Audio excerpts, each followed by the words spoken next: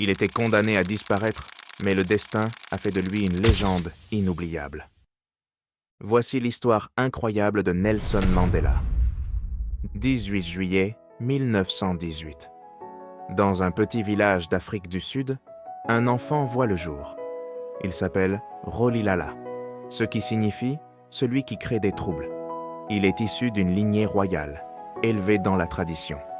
À l'âge de 9 ans, il perd son père. L'Afrique du Sud est alors un pays à deux vitesses. D'un côté, les Blancs, de l'autre, les Noirs. Deux mondes, deux lois. C'est l'apartheid. Il devient avocat, puis militant. Il organise, il mobilise et il défie. Le régime tremble et frappe. À partir de 35 ans, il est traqué comme un criminel. Pourquoi ? Parce qu'il ose dire non à l'apartheid. En 1964, le verdict tombe. Prison à perpétuité pour Mandela. Il a alors 46 ans. Il passera finalement 27 années derrière les barreaux. 27 ans à briser des pierres et à bâtir sa légende. Mais il ne plie pas une seule fois. Le monde finit par l'entendre. Et en 1990, les portes de sa cellule s'ouvrent. Il sort de prison le poing levé. Pas pour se venger, mais pour réconcilier. En 1994, il devient le premier président noir d'Afrique du Sud.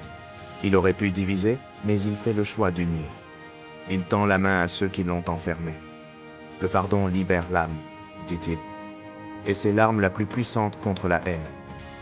Il quitte volontairement le pouvoir en 1999, refusant de briguer un second mandat.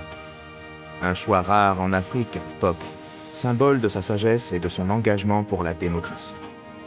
Mandela a changé un pays. Il a changé une époque. Il a montré que la dignité peut survivre à toutes les chaînes. Le 5 décembre 2013, alors âgé de 95 ans, celui que l'on surnommait Tata Madiba s'éteint. Mais son combat, lui, continue de vivre. Dans les écoles, les rues, les mémoires, un homme, une légende. Nelson Mandela, un nom que même la haine n'a pas pu effacer.